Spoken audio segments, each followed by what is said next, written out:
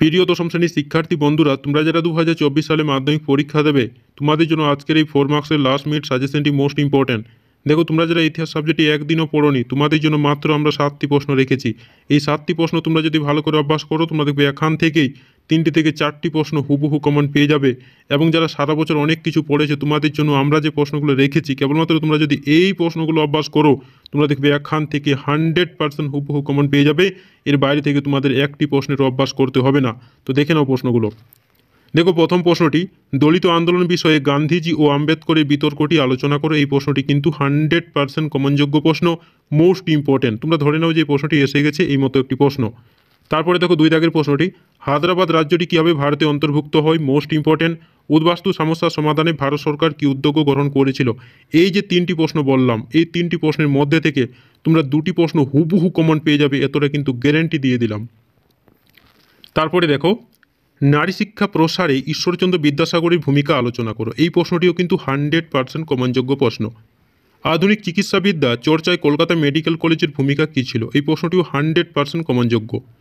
সাঁওতালবিদের প্রকৃতি বা চরিত্র বিশ্লেষণ করো, মোস্ট ইম্পর্টেন্ট। কারিগরি শিক্ষার বিকাশে বাংলার বেঙ্গল টেকনিক্যাল ইনস্টিটিউট কী ভূমিকা নিয়েছিল।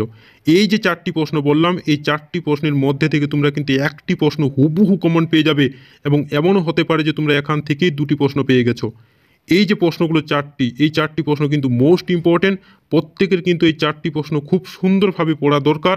এবং এই প্রশ্নগুলো তোমরা যদি পড়ো, এই যে 7টি প্রশ্ন, ওপরে 3টি এবং নিচে দেখো 4টি, তাহলে তোমরা দেখবে এই যে 7টি প্রশ্নের মধ্যে থেকে 3টি থেকে 4টি প্রশ্ন হুবহু কমন পেয়ে যাবে।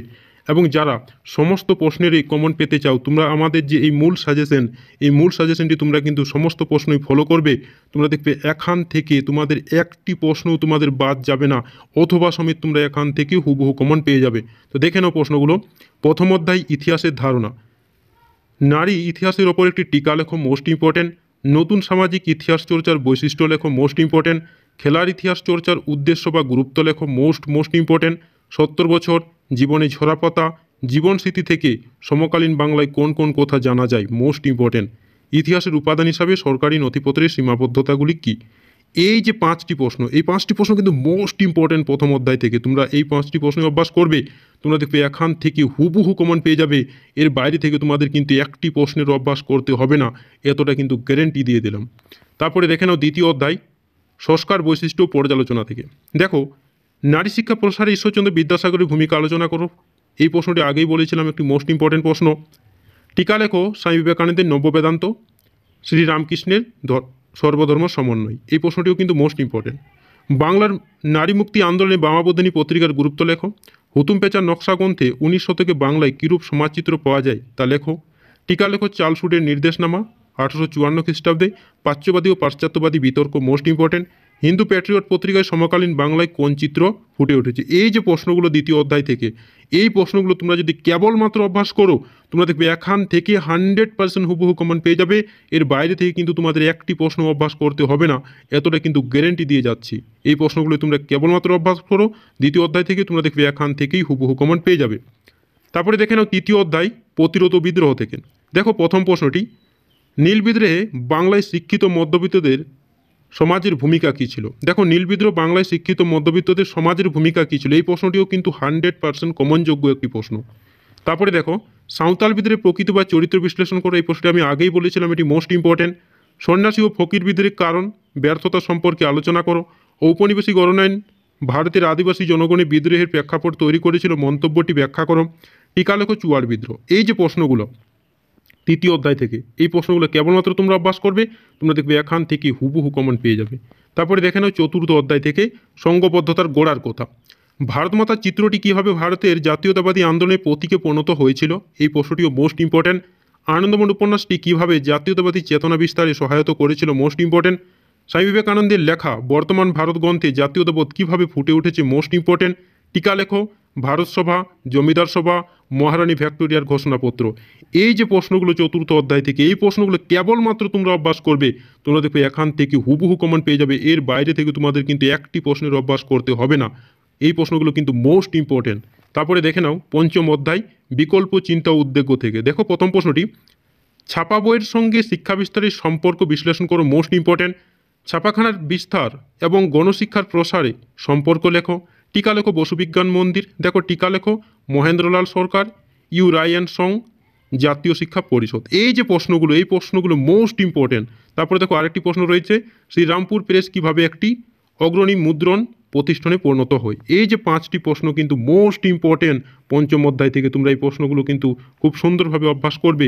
তোমরা দেখো এখান থেকেই হুবহু কমন পেয়ে যাবে, এর বাইরে থেকে তোমাদের কিন্তু একটি প্রশ্নের অভ্যাস করতে হবে না। তারপরে দেখো ষষ্ঠ অধ্যায়, বিংশ শতকে ভারতে কৃষক, শ্রমিক ও বামপন্থ। তো দেখে নাও প্রথম প্রশ্নটি, টিকা লেখো। সর্বভারতীয় কিষাণ সভা, ওয়ার্কার্স অ্যান্ড পেজেন্ট পার্টি, মিরাট ষড়যন্ত্র মামলা। মোস্ট ইম্পর্টেন্ট কিন্তু প্রশ্নগুলো। ভারতে বামপন্থী আন্দোলনে মানবেন্দ্রনাথ রায়ের অবদান কী ছিল? একা আন্দোলন সম্পর্ক লেখো। শ্রমিক আন্দোলন সম্পর্কে গান্ধীজির দৃষ্টিভঙ্গি কী ছিল? শ্রমিক আন্দোলন সম্পর্কে কংগ্রেসের দৃষ্টিভঙ্গি কী ছিল? এই প্রশ্নগুলো মোস্ট ইম্পর্টেন্ট। কেবলমাত্র তোমরা ষষ্ঠ অধ্যায় থেকে এই প্রশ্নগুলো অভ্যাস করো, তোমরা দেখবে এখান থেকেই সমস্ত প্রশ্নই হুবহু কমন পেয়ে যাবে। তারপরে দেখো সপ্তম অধ্যায়, বিংশ শতকে ভারতের নারী, ছাত্র, প্রান্তিক জনগোষ্ঠীর আন্দোলন। তো দেখো প্রশ্নগুলো কেবলমাত্র তোমরা এই প্রশ্নগুলোই অভ্যাস করবে, তোমরা দেখবে এখান থেকেই সমস্ত প্রশ্নই হুবহু কমন পেয়ে যাবে। দেখো প্রথমেই বলেছিলাম এই প্রশ্নটি মোস্ট ইম্পর্টেন্ট। দলিত আন্দোলন বিষয়ে গান্ধীজি আম্বেদকরের বিতর্ক নিয়ে একটি টিকা লেখো। Most important. সশস্ত্র বিপ্লবী আন্দোলনে নারীদের যোগদানের চরিত্র বিশ্লেষণ করো। ভারত ছাড়ো আন্দোলন, বঙ্গভঙ্গ বিরোধী আন্দোলন, শ্রমিক ও ছাত্রদের সমাজের অবদান কী ছিল? আইন অমান্য আন্দোলন, ভারত ছাড়ো আন্দোলনে নারী সমাজ কীরূপ ভূমিকা পালন করেছিল। এই যে প্রশ্নটি, এই প্রশ্নটি কিন্তু মোস্ট ইম্পর্টেন্ট। টিকা লেখো প্রীতিলতা ওয়েদাস, মাতঙ্গিনী হাজরা, দীপালি সঙ্গ। Most important. দেখো সপ্তম অধ্যায় থেকে তোমরা কেবলমাত্র এই প্রশ্নগুলো পড়বে, তোমরা দেখবে এখান থেকেই হুবহু কমন পেয়ে যাবে। এর বাইরে থেকে তোমাদের অন্য কোনো প্রশ্ন পড়ার দরকার লাগবে না, তোমরা এখান থেকেই হুবহু কমন পেয়ে যাবে। তারপরে দেখে নাও অষ্টম অধ্যায়, ঔপনিবেশিক ভারত। প্রথম প্রশ্নটি দেখো, ভারত সরকার কিভাবে দেশীয় রাজ্যগুলিকে ভারতীয় ইউনিয়নে সংযুক্ত করার প্রশ্নটিকে সমাধান করেছিল? এই প্রসঙ্গে বল্লভভাই প্যাটেলের ভূমিকা কী ছিল? Most important. তারপরে দেখো হায়দ্রাবাদ, জুনাগড়, কাশ্মীর রাজ্যটি কীভাবে ভারতে ভুক্ত হয়। টিকা লেখো রাজ্য পুনর্গঠন কমিশন। দেশভাগ পরবর্তী পাঞ্জাব ও বাংলার উদ্বাস্তু সমস্যার চরিত্রগত পার্থক্য বিশ্লেষণ করো। Most important. ভারত সরকার কীভাবে দেশীয় রাজ্যগুলোকে ভারতীয় ইউনিয়নে সংযুক্ত করার প্রশ্নটিকে সমাধান করেছিল। এই যে প্রশ্নগুলো বললাম, এই প্রশ্নগুলো কেবলমাত্র তোমরা যদি অভ্যাস করো, তো তোমরা দেখবে এখান থেকে সমস্ত প্রশ্নই হুবহু কমন পেয়ে যাবে। তোমাদের যে টার্গেট রয়েছে 24 নম্বর, তোমরা এখান থেকে 24 নম্বর কিন্তু হুবহু কমন পেয়ে যাবে। এর বাইরে থেকে তোমাদের একটি প্রশ্নের অভ্যাস করতে হবে না। এবং ভিডিওটি যদি তোমাদের ভালো লেগে থাকে তাহলে চ্যানেলটাকে নিশ্চয়ই সাবস্ক্রাইব করে দেবে এবং লাইক করতে নিশ্চয়ই ভুলবে না।